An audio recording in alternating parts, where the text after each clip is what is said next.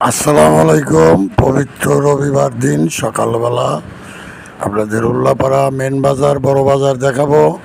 মাছ সীমিত দাম আছে, কই মাছ লাভ পাইতেছে, এটা 200 টাকা কেজি।